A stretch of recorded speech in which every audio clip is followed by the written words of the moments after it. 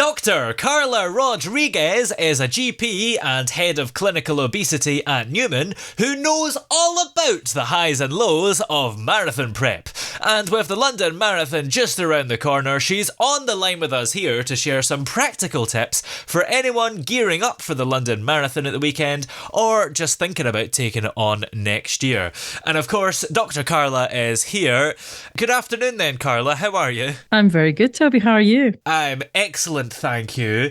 I'm quite glad I'm not doing the London Marathon this year, to be honest, because I think it's one of the last things I'd do. I mean, why is it that people put themselves through something like this? Is there any fun in it? Depends on where you're coming from and what you decide to do. And by coming from, I mean your mindset. So everyone runs for a different reason. It's usually something very close to your heart, a cause very dear to you, something that reminds you of a family member, something that could you be raising money for charity, or perhaps just trying to set a milestone and go through it. It's one of those bucket list kind of things that you want to do with your life.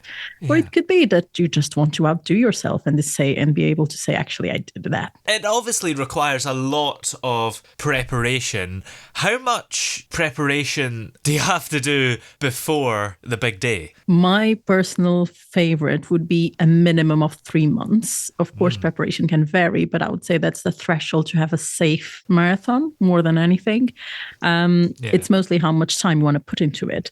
And that preparation is not only physical, but it's also mental. So there's a lot that goes into it. And into the physical part, it comes the exercise and the eating, all the nutrition that you need to put into it, and then how you set yourself, how you set up your mind. As you said, how do you actually endure 26 miles to continue to run when your whole body asks you to stop because we're tired? You say 3 months. What is the sort of time within those 3 months? I mean, is it like a couple hours a day or maybe even less than that? It's whatever fits your needs. So like at Numan, our philosophy is whenever you're starting a new change in your life to build up a new habit, you start slow, you tailor it to your life, you tailor it to your needs and to your personal goals and of course taste. So let's say you want to start running on the garden just behind your house and you decide you start with 5 minutes per day and then you start building up. So you start with what fits around your schedule. You need to own it, it's not the routine that owns you. It needs to be your thing, your moment. You need to take pleasure in it. Otherwise, it's just pain. So there's no need for that. It needs to be a pleasurable thing. So I would say start slow, start, for example, thinking about the distance and slowly work the distance into time. So if you start focusing on every day you do a bit more and then every day you do a bit faster. But the beginning is more about the resilience, the breaking through that mental wall of the longer you're running, the longer it will take you to reach that point when your body says stop now.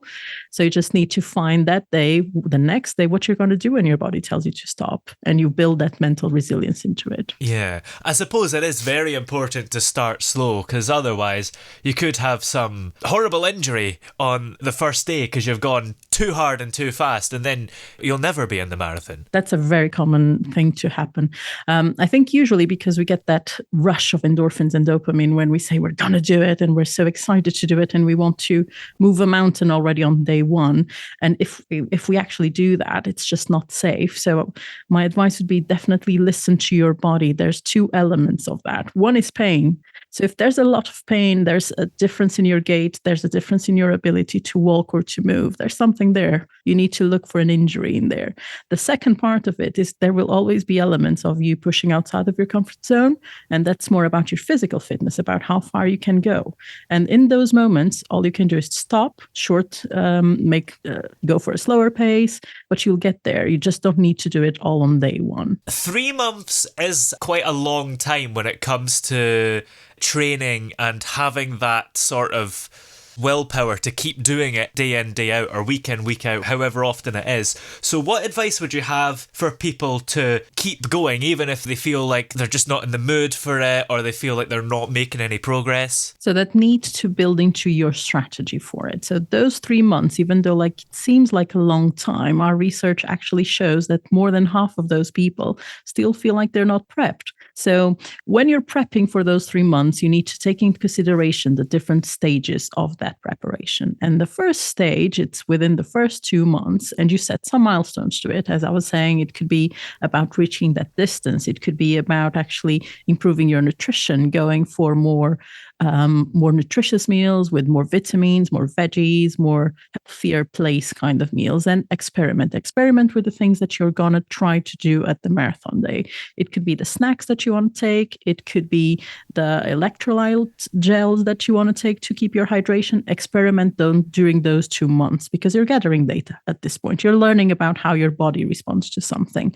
And as you build into the marathon, your goals are going to change, because if when you started, your goal was to hit 10 miles, at this point, your goal actually will be hitting 10 miles under a certain amount of time. So again, you need to goal set every day. Part of that goal setting is also the prep around your brain, around your mindset, around how are you going to focus? How are you going to keep doing it? A lot comes from resilience. A lot comes from the support you have, the people around you. A lot comes from finding that booster and what motivates you to run. But the other part of it is small strategies. Like, for example, if tomorrow is raining a lot and I cannot train, what do I do instead? What are my options? What can I work? So there's all sorts of different training or core training that you can do to support your running. It's really not just about running. It's about physical fitness in a way, and about hitting that wall, and what do you do when that wall comes. So it's about knowing you can do it, setting a tangible goal, setting a goal that works for you. And there's something called the 5-minute rule. I'm not sure if you've heard of it. Oh. So it's something that some people do when we're trying to procrastinate around something. So if you're feeling stuck or unmotivated, just try to do something for 5 minutes. If after those 5 minutes you don't feel up to continue, if you're not loving it, you stop. But you give yourself credit for showing up those 5 minutes. And if you do that consistently, the habits start showing up, and you start saying that actually I'm reframing what I thought in the beginning. I thought I couldn't do it, but actually I've made it. Yeah. I've been here 3 days all along, and look what I can do now. The pain is almost gone. I'm not sore. I can actually run faster than I could before.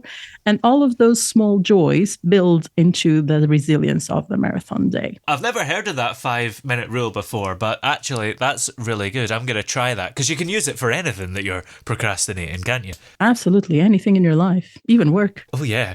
Now, what would happen if you showed up to a marathon and you hadn't done any training? Is that dangerous? Or if you took the marathon at a leisurely pace, would you be all right? Everyone is different. For some people, even though they've not trained, they're physically fit to take the distance. Yeah. The marathon is not just about running the whole time. It can be about walking the whole time. And for someone that's used to at least a long walk, there should be no problem. If you do have a condition that just hinders your ability to move and you've not done any training, I'll definitely advise reframing from it. But there's a lot of gray areas into it. So there's a lot of levels. And that's where personalization comes from. So no size fits all. There's no golden rule on this. You just need to seek the best advice from reputable people around you, either coaches, nutritionists, or a team of experts that can actually give you the guidance to see, are you fit to go? Are you able to do this? And support you to do it. And I suppose if you're maybe doing it for charity, because quite a lot in the London Marathon, you see everyone dressed up as like silly characters, and most of them, I would imagine, don't really mind what time they get. They're just doing it to raise money for a cause. So if they're just going at a leisurely pace, is that sort of okay to not put too much time into your training? I would still do some, especially if you're carrying a heavy costume. I would definitely advise training with that costume a couple of times before. Yeah. Otherwise, you might have some issues either around moving with it or even just getting a bit of damage around it. So I would definitely say try it out first. The only thing I would add is actually you've made a very good point on how you can withstand the marathon length, and a lot of it comes from the energy around it. Just think of it as a big party. Everyone is celebrating. Everyone is moving. Everyone is doing it for a cause. You get energized. You feel boosted. Your morale is just up in the air, and you start running and start going. Of course, there will be moments when you're not feeling like going, when you're just feeling a bit more tired, but you look around and the crowd is cheering, and they're cheering for you. So that's what should keep you going. The other thing is, what's your reward? What have you decided you're going to reward yourself if you actually achieve that goal? And it's really important to build that into your mindset. What are you going to do for yourself after you reach this? It could be a really nice meal with family. It could be the hugs or the cuddles of every loved one that will be just waiting for you on the finish line, or it could definitely be just some personal time on a spa, just feet up. Whatever you decide that works for you is what you need to keep in mind, and that will get you through it. I believe the London Marathon is quite hard to get into